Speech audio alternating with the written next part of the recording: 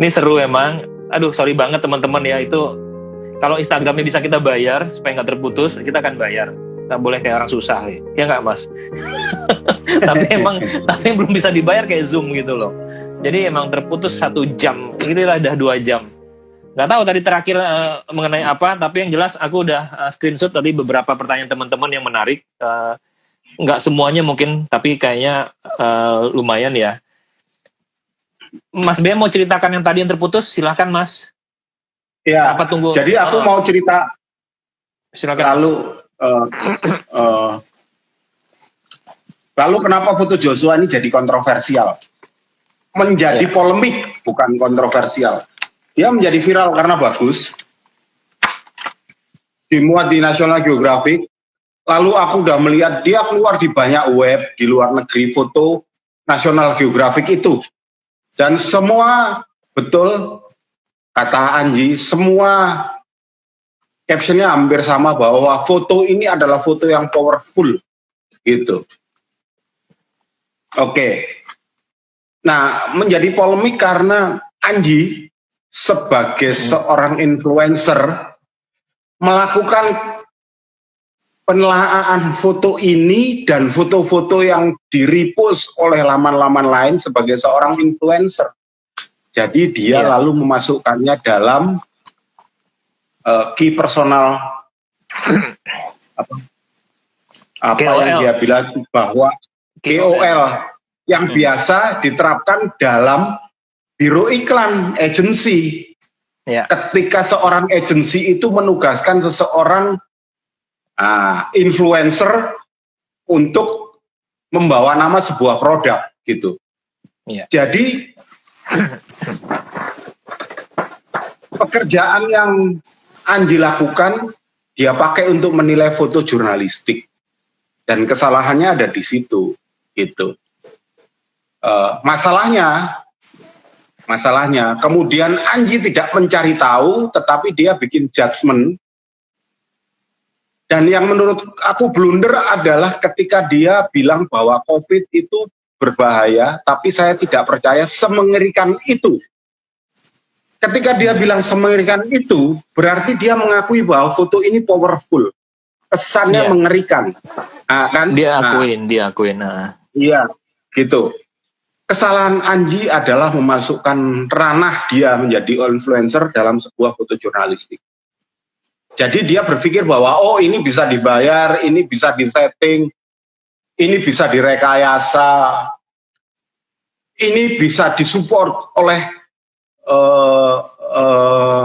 orang-orang lain sebagai KOL-nya seperti seorang influencer gitu. Cara kerjanya tidak begitu, gitu. Sebuah foto jurnalistik dibuat mencekam ya karena keadaan yang mengerikan. Bayangkan di Indonesia sampai hari ini ada 64 dokter yang udah meninggal dunia. Masa Anji tidak menyadari itu sebagai seorang terpelajar gitu. Kemarin mau tak sikat di webinar, tapi webinar itu bukan ajang untuk itu. Jadi aku buka aja, aku oke aja gitu. Tapi kalau sebagai seorang jurnalis, aku harus ngomong. Habis kemarin Anji sama aku loh ya. Karena dia salah. Seharusnya Anji harus bertanya gitu. Dalam ranah apa foto itu gitu. Bukan menempatkan itu sebagai sebuah produk yang harus disupport, yang harus dibesarkan seperti influencer. Influencer dibayar, ini tidak dibayar gitu. Dia dapat hibah untuk melakukan sebuah pekerjaan. Gitu. Kang, kalau misalnya ada Anji lain dan sayangnya sampai sekarang Anji udah minta maaf, tapi dia tidak mengakui kesalahan persepsi salah pandangnya itu. Dia tidak mengakui dengan legowo bahwa oke, aku salah, aku minta maaf. That's it, enggak. Tapi dia kalau buat aku dia terlalu banyak ngeles. Oke. Gini, kalau 2 poin jurnalistik yang harus dipahami oleh sebuah orang. Pertama, kejujuran. Yang kedua adalah sanksi sosial. Aku bilang. Apa itu kejujuran? Ya, kejujuran dalam prosesnya, kejujuran dalam berkarya bahwa itu bukan rekayasa segala macam, itu kejujuran. Lalu proses jurnalistik itu melihat pada sanksi sosial yang ada di masyarakat. Apa itu? Jadi gini, Anji bilang dia percaya COVID, tapi dia tidak percaya bahwa COVID itu semengerikan itu. Berarti dia mengabaikan fakta bahwa sudah ada 64 dokter meninggal dunia dan 31 tenaga medis yang meninggal dunia merawat pasien COVID. Anji menghilangkan fakta itu yang aku bilang nggak jujur. Sanksi sosialnya apa? Ketika follower Anji percaya apa yang dikatakan Anji bahwa COVID tidak semengerikan itu, lalu mereka akan buka masker, tidak menjaga jarak, hidup di ruang AC, bersirkulasi tertutup. Kalau ada misalnya satu orang melakukan itu karena percaya apa yang dilakukan Anji, terus dia kena COVID, meninggal dunia karena apa yang disebar oleh Anji, apa Anji bisa menerima sanksi sosial itu? Itu kalau satu, Mas. Iya. Follower Anji ada 2 juta. 2 juta. Iya. 2 juta. Katakan follower Anji yang begitu ada 10%-nya aja. 200.000. Terlalu banyak 200.000. Katakan 1%-nya aja yang bersikap seperti itu. 20.000. Iya. Bisa dibayangkan akan ada tambahan pasien 20.000 pasien baru COVID. Klaster-klaster baru lagi nanti bisa jadi dari sana. Klaster-klaster baru gitu. Ya.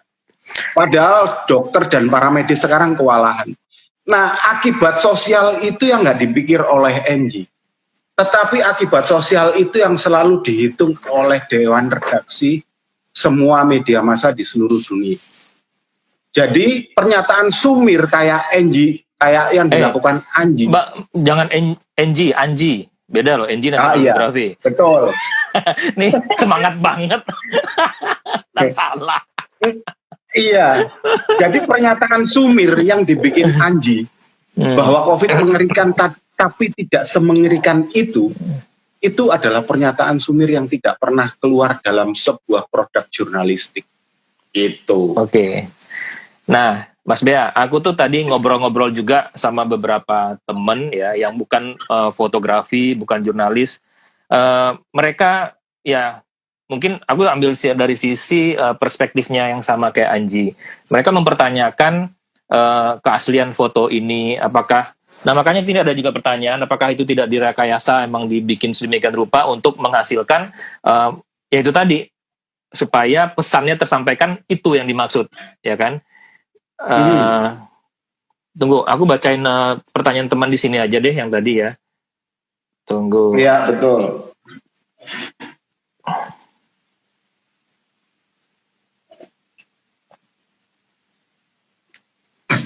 Oke lah, yang ini apa yang aku simpan tadi berbeda dengan itu. Nah, bahkan ada juga beberapa fotografer yang di Facebook, yang teman-teman kita juga yang sedikit beda pandangan sama kita, ya, karena mungkin bukan jurnalis, ya kan?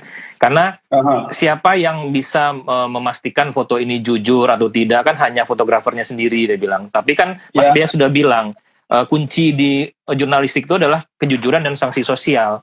Kalau orang tahu foto itu tidak benar, direkayasa segala macam, sanksi sosialnya yang luar biasa gitu kan. Arba'in juga bilang seperti itu kan, merekayasa segala macam ya itu masalah. Yang larang tidak ada, tapi sanksi sosial itu yang akan bekerja nantinya gitu kan. Sekali orang nggak percaya, baik ke dirinya atau medianya gitu kan. Nah, sempat saya juga berpikir tadi kalau ini bukan dari National Geography, apakah bisa kan ini kan kalau Mas Gatot juga bilang kemarin ini kayak foto kontemporer gitu. Artistiknya tuh terasa banget, kuat banget segala macam. Yang walaupun outputnya jadi seolah-olah ini emang udah diatur letaknya, terus kamarnya orang sampai nanya, itu rumah sakitnya di mana sih gitu kan? Sampai nanya kayak gitu, apakah boleh kayak gitu segala macam. Nah itu saya cuma menjawab itu ranahnya jurnalis, mereka bisa dapatkan privilege apapun untuk dapatkan berita gitu kan, karena ini emang kepentingan untuk umum secara luas gitu.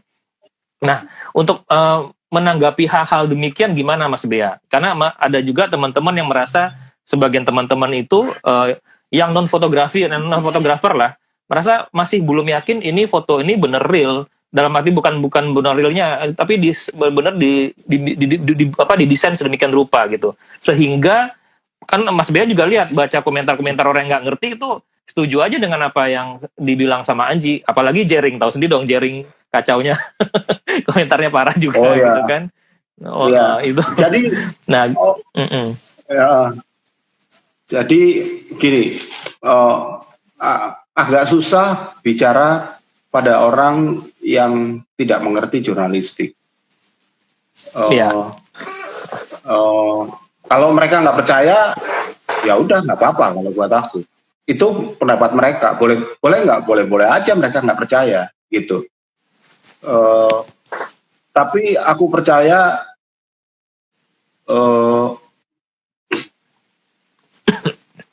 bahwa foto ini tidak disetting, dan suatu saat mungkin bisa aja foto ini disetting dan ketahuan. Karir Joshua akan habis di mana aja. Itu yang sanksi sosial tadi.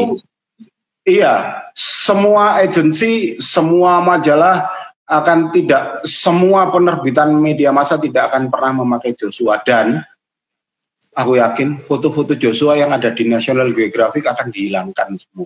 Sama National Geographic. Karena itu terjadi juga di semua kantor berita di dunia, termasuk di tempatku. Iya. Manipulasi apakah pernah ada di Reuters? Pernah. Ada seorang fotografer Lebanon, manipulasinya tidak men-setting situasi, tetapi ada pesawat jet nembak malam hari ke atas kota Beirut. Ada tembakan begitu, sinar-sinar tembakan. Nah, sinar tembakan itu cuman ditambah sama dia di cloning, yang awalnya 3 jadi 6. Sinar tembakan itu ada 3. Nah, di cloning jadi 6. Dia hanya memperkuat kesan itu. Dan apa yang terjadi? Begitu ketahuan, foto itu langsung di-downgrade, dihilangkan. Reuters minta maaf karena ada sebuah manipulasi yang dilakukan oleh fotografernya, itu disebutkan. Dan mulai besok fotografer itu sudah tidak bekerja untuk Reuters, dan semua foto dia yang pernah disimpan di Reuters dimusnahkan. Sejak saat itu dia nggak pernah mendapat pekerjaan apapun sebagai seorang fotografer. Apapun, gitu. Karena dalam jurnalistik, kode etik kejujuran adalah nomor 1. Nomor 1 yang dipegang itu bukan hukum loh Mas. Kalau dalam jurnalistik, etika loh. Etika. Gitu. Ada sanksi hukum nggak ada, tetapi dalam jurnalistik sanksi etika jauh lebih berat dari sanksi hukum, gitu. Orang sekarang kan dihukum nggak, ya udah nggak apa-apa. Kalau jadi jurnalis nggak bisa, bukan hukum lagi yang dilihat, tetapi etika, gitu. Kalau suatu saat jadi ada orang yang bisa membuktikan bahwa ini rekayasa, habis Joshua. Dan Joshua masih muda loh, lahir tahun 91, berarti sekarang baru 20, berapa tuh? 30 kurang. Iya. 29. Masih muda, masih jauh. Iya. Masih muda. Ini menjawab pertanyaan dari Mas Yuli Seperi ya. Apakah foto ini disetting saat foto sesuai keinginan fotografernya? Dulu kan ada juga pemenang lomba foto NG yang Grand Prize pertama kali dibilang benar jujur lalu dikoreksi bahwa itu setting. Nah, udah dijawab sama Mas Bea. Kalau ini disetting, berarti seorang Joshua itu akan mengorbankan karirnya. Padahal dia juga tahu yang nomor 1 di jurnalistik adalah kejujuran. Ya, walaupun tidak ada hukum secara hukum undang-undang nggak ada, itu masalah sanksi sosial dan dari itunya aja ya Mas Bea. Iya. Oke, teman-teman balik lagi. Ini temanya kita kreatif dalam memotret, dan aku memperpanjang waktu ini hanya untuk membacakan pertanyaan teman-teman ya. Jadi kita nggak akan bahas polemik yang ada karena case-nya udah close ya. Ini tadi pertanyaan karena nanti kasihan kalau nggak dibacain karena terputus tadi.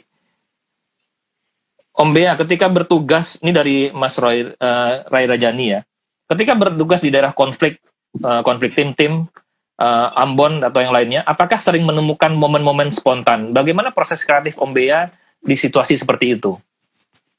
Ini pertanyaannya bagus nih. Kalau dalam situasi spontan ya apa yang ada yang terpikir ya itu yang difoto gitu. Proses kreatif itu akan terjadi kalau kita punya memori visual kuat tentang beberapa peristiwa lain atau visual-visual yang pernah dibikin orang atau visual-visual yang pernah terbayangkan dan terlihat di situ. Dan itu nggak bisa cepat gitu.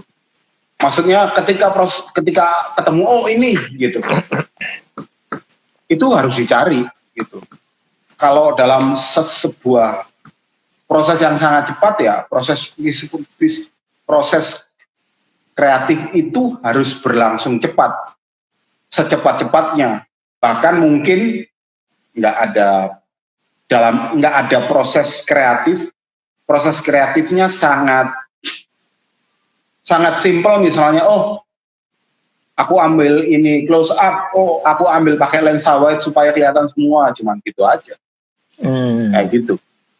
Nah, cuman kalau berlangsung cukup lama, misalnya sebuah demo yang berlangsung lama, nah itu bisa tuh. Jadi demonya berlangsung begini.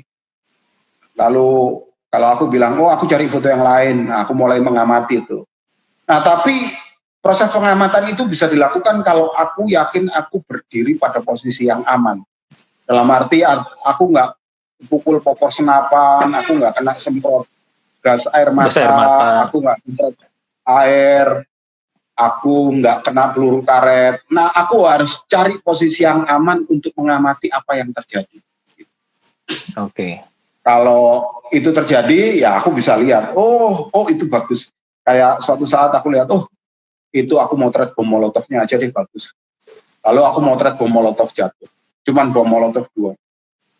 Atau aku pernah ketika demonstrasi ada mahasiswa yang nakal, aku udah disemprot pakai air, aku dalam posisi yang aman lalu basah, terus aku melihat dia mengeluarkan sikat gigi, dan dia disemprot air dan dia berlagak sikat gigi ketika disemprot air. Ya udah aku bikin, ini menarik dan itu cepat sekali dan aku bikin. Ya udah gitu. Itu bisa terjadi kalau kita bisa mengamati. Itu bisa terjadi kalau aku bisa mengamati dan aku merasa yakin bahwa aku berdiri di situ aman gitu. Oke. Kayak gitu. Sip. Itu jawaban dari Mas Bea ya. Udah aku bacakan pertanyaannya, udah dijawab sama Mas Bea ya. Terus ini dari Mas B Fotograf. Om, terkait dengan motret di jalanan, kan butuh observasi bisa sampai beberapa jam. Sedangkan kalau di jalanan sendirian, bawa kamera kalau berdiam di suatu tempat bisa mengganggu. Itu bagaimana ya, Om?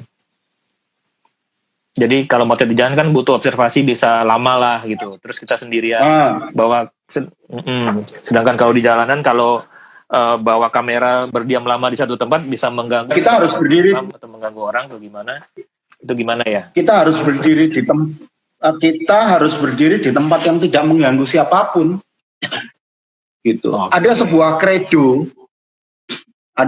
kredo yang selalu aku pakai. Aku akan hadir di sebuah tempat untuk memotret, menjadi akrab dengan orang-orang sampai orang-orang itu akrab sama aku dan dia bosen sama aku. Ketika dia sudah bosen sama aku, dia nggak ngambil peduli aku ada di situ apa enggak. Ketika dia sudah nggak peduli aku ada di situ apa enggak, lalu aku baru mulai memotret. Ketika mereka sudah tidak peduli sama aku, mereka sudah menganggap aku seperti hantu. Perasaanku begitu. Aku ada di situ, tapi mereka udah nggak nganggap aku. Bisa jadi mereka udah merasa aman, orang ini ada di sini, nggak begitu kenal, dia cuekin. Bisa jadi dia merasa, cuman motret-motret doang, biarin aja. atau apapun itu. Poinnya mereka nggak Yang terganggu penting, lah. mereka nggak terganggu, Mm. aku motret, dan mereka merasa aman, dan mereka tidak menganggap aku ada, gitu. Baru aku motret, gitu. Sip. Ini dari Jens for of Light. Om Bea, etika apa saja yang perlu diperhatikan saat memotret daily life? Artinya apakah kita perlu izin orang yang ingin kita foto untuk publikasi? Ini etika Kalau- untuk daily life, izin untuk publikasi. Kalau untuk jurnalistik, kalau kamu berada di tempat umum, kalau untuk jurnalistik ya, kalau kamu berada di Ya. tempat umum, kamu nggak perlu minta izin, gitu. Tapi tergantung kita juga, gitu. Kalau kita mau motret sambil lalu ya kita nggak perlu minta izin. Tetapi foto yang bagus itu biasanya kalau kita ada di situ lalu mendapatkan tambahan informasi, dan tambahan informasi itu bisa didapat kalau kita bisa membuka komunikasi dengan orang-orang di situ. Foto yang bagus itu biasanya bukan foto yang sekali lihat dan jadi. Foto yang bagus itu adalah foto yang orang bisa melihat situasi, mendapatkan informasi tambahan di situ, mengolah informasi itu, lalu menemukan tempat lain atau posisi lain untuk memotret apa yang dia udah lihat, gitu. Oke. Bagaimana caranya supaya mendapatkan tambahan informasi? Ya kita harus kenalan sama dia, ngobrol segala macem kayak gitu. Kalau motret sambil lalu nggak minta izin boleh kalau di tempat umum. Kalau untuk jurnalistik, tapi biasanya kamu tidak akan pernah menghasilkan foto bagus. Kayak gitu. Terus ini dari Andros Fajar. Om Bea, gimana ya hubungan jurnalistik dengan kode etik bidang lain? Contoh kode etik kedokteran, apakah memungkinkan terjadinya benturan? Jadi kode etik jurnalistik dengan kode etik bidang lain kayak kedokteran. Mungkin di kedokteran, bidang kedokteran ini hal-hal yang harus tidak boleh diinfokan, terus sedangkan jurnalistik harus disampaikan. Ada nggak benturan? Mungkin itu maksudnya pertanyaannya. Ada, pasti ada. Pasti ada. Lalu kode etik siapa yang didahulukan? Kalau kita datang ke rumah sakit, yang harus didahulukan ya kode etik kedokteran. Oke. Kalau mereka bilang berdasarkan kode etik kedokteran ini nggak boleh disebarluaskan, ya udah selesai masalah. Gitu. Karena kita datang ke tempat orang. Halo Mas Edial Rusli, apa kabar? Ada Mas Edial Rusli, ada Toto Santiko. Memotret itu mudah, kata Toto Santiko. Menjaga etika dan integritas itu tantangan. Benar. Itu Ada Mas Ali. Ali Lutfi ini pernah menang World Press Photo tahun 2014 ya, atau 2000 berapa ya? Lupa aku. Welcome Mas. Lutfi, tahun berapa ya kamu dapat WPP ya? Keren loh. Lupa aku. Teman-teman udah Edial Rusli udah nongol di sini. Oke. Rahma Safitri, apa kabar? Nah, ini pernyataan Ali Lutfi, iya dia menang WPP tahun 2013. Udah lama ya 2013 Mas Ali. Ya, ya. Oke, selamat join ya Mas. Ini sebenarnya sesi extension karena bacain pertanyaan teman-teman yang kebaca tadi. Ini kita udah 2 jam lebih. Oke, aku bacain beberapa lagi nih dari Emi Kuswandari, Mbak Emi. Mas, kepuasan seperti apa yang didapat fotografer ketika berhasil membuat foto yang fenomenal? Wah, ini bicara kepuasan ini. Ada pertanyaan bagus sih. Menurut saya agar meyakinkan orang foto ini tidak settingan, foto Joshua. Itu pernyataan. Bolehlah dikeluarkan foto yang lain di lokasi yang sama. Ya apa gunanya dikeluarkan foto yang lain di lokasi yang sama? Nggak ada gunanya. Orang boleh yakin, boleh enggak kok kalau foto itu tidak settingan gitu. Kalau dia beranggapan itu settingan ya nggak apa-apa. Tapi dalam jurnalistik itu tidak diperbolehkan. Udah itu aja. Kalau orang lain nggak percaya saya, ya nggak apa-apa. Hak dia kok itu tidak percaya. Biarkan aja kalau nggak percaya. Iya. Tidak dipikirkan juga. Yang penting teman-teman jurnalis sudah menerapkan kode etiknya sendiri, ya kan? Kita berdasarkan kejujuran gitu. Udah selesai. Orang mau percaya itu urusan belakangan lagi ya. Apalagi yang kayak Joshua tadi malam dia bilang ya ini foto ini benar-benar real gitu. Oke. Ini yang dari Mbak Emi, kepuasan seperti apa yang didapat fotografer ketika berhasil membuat foto yang fenomenal? Mbak Emi, kepuasan apa? Ini kepuasannya ini banyak banget nih, luas nih. Dari seorang Mas Bea. Mau kepuasan dijawab? apa ya? Boleh dijawab, boleh enggak juga. Iya. Susah nih pertanyaannya Mbak Emi nih. Mbak Emi, aku dapat door prize apa kalau tak jawab?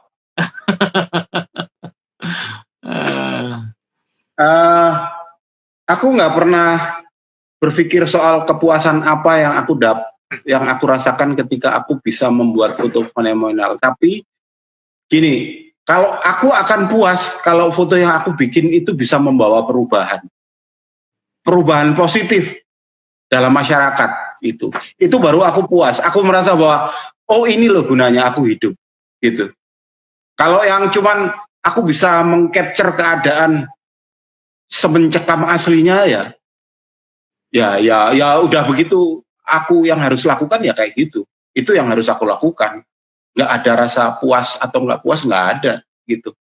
Puas itu kalau aku bisa melakukan sebuah perbaikan akibat foto itu, atau masyarakat tergerak melakukan perbaikan setelah melihat foto itu. Setelah melihat foto itu, oke. Iya, baru aku merasa puas. Oh, oke, ini gitu.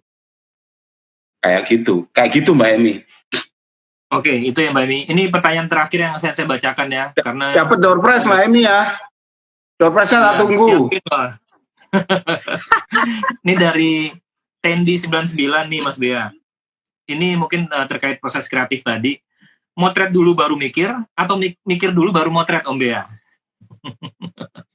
Terkait proses kreatif tadi. Oh, kalau aku mikir dulu baru motret. Nah, itu loh, bahkan seorang jurnalis kayak Mas Bea mikir dulu loh. Jadi nggak semuanya harus spontan juga ya. Kalau emang harus spontan ya spontan juga gitu. Tapi kalau bisa mikir dulu ya Mas Bea ya. Jadi iyalah, secara mikir dulu lah. Iya. Oke.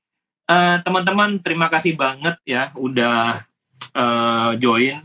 Ini sampai 3 sesi. Aku nih mohon maaf banget nggak bisa melanjutkan lebih lama karena ini 1 jam lagi saya harus bergerak ke ujung genteng, ngajak Mas Bea dadakan. Aku diajak orang juga, ya udah.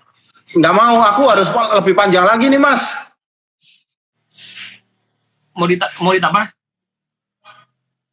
Biasanya kan Mas Dodi ayo Bea nambah lagi sekarang. Wah Bea, aku nggak bisa nih. Aku sekarang bilang, ayo Mas Dodi nambah lagi. Aku jabanin, itu ujung genteng bisa tubuh gitu. Gak, bercanda. Bukan, baterai udah habis juga nih, lagi dicas juga. Apa-apa. Iya. Foto itu udah semua ya tadi Mas? Udah tampilin semua. Foto orang semua. Oh ini yang belum nih, Nenas nih. Nenas deh 1 nih. Tinggal Nenas doang. Iya, ini kebakaran hutan di Sumatera ini. Ada ulet nggak? Aku kalau mau cerita ini ada ulet malu aku. Fotonya dia bagus-bagus ya. Nggak usah cerita. Ada ulet. Ya, aku kan nanya dulu, boleh diceritakan, boleh enggak? Oh iya. Boleh dijawab. Joshua, kamu boleh jawab, boleh tidak. Mas Bea, boleh cerita, boleh tidak. Ya udah, daripada nggak konsen, aku makasih banget teman-teman udah join. Ya, mungkin ini kita tutup karena ini sudah overtime-nya udah 2 jam lebih. Bukannya nggak mau bersama teman-teman, karena kebetulan saya juga ya itu tadi pingin surfing kata Mbak Asih, ya kan. Makasih banget juga buat Mas Bea. Kita juga dapat pencerahan lagi. Banyak banget hal yang bisa kita petik ya. Kita juga bahas sedikit foto yang kemarin viral. Polemiknya, terlepas dari polemiknya apapun, kita tetap orang timur. Saya harapkan kita semua bijaksana untuk menanggapinya. ya. Apalagi teman-teman jurnalis, aku tahu mereka juga hebat-hebat, mereka juga tidak mau terpancing dengan hal-hal yang kayak netizen yang ala-ala lah. Kadang semua pro kontra ya, aku lihat ada yang begini ada yang begitu. Iya, betul. Terus Mas Bea juga, seorang Mas Bea aja udah menanggapinya kemarin tenang banget, Cielah tenang banget. Ini ada bagusnya dari Rahma Safitri ini. Gimana? Integritas ya Mas Bea, itu pertaruhan terbesar fotojurnalis. Iya, integritas. Kalau aku nggak berintegritas selama sekian tahun ya, aku ngoceh di sini pasti nggak ada yang data, orang nggak ada yang percaya. Kira-kira kayak gitulah, kira-kira. Iya, integritas itu nomor 1, ya. Integritas, kejujuran, ya jurnalistik hanya itu. Oke teman-teman, sekali lagi terima kasih. Jangan lupa ini akan terbit. Aku mau nunjukin foto iklan, kelihatan nggak Mas? Kelihatan. Itu gelangnya aku kelihatan, gelang emasnya. Iya, ini salah satu buku sih. Sama. Oh iya, namanya yang bikin Esther Pupung. Esther Pupung bikin foto ini. Highlightnya apa? Ini tukang pengumpul kerang di Cilincing. Ya. Pengumpul kerang aja gelang emasnya kayak gini. Apakah ini asli? Ini asli, masa asli nih. Coba lihat nih. Walaupun pakai daster doang, tapi emasnya luar biasa. Iya, itu salah satu, belum yang lainnya. Nanti webinar. Iya, kita teman-teman yang mau ikut nanti akan saya informasikan di Instagram ya. Kita akan webinar insya Allah hari Sabtu depan. Kita akan bahas proses kreatif teman-teman ini bikin foto story. Iya kan Mas Bea? Proses kreatif teman-teman. Menarik. Story. Dari 24 fotografer Indonesia, 24 fotografer perempuan Indonesia yang tergabung dalam Magnificent Indonesia. Ya, nanti kita akan informasikan. Sekali lagi terima kasih.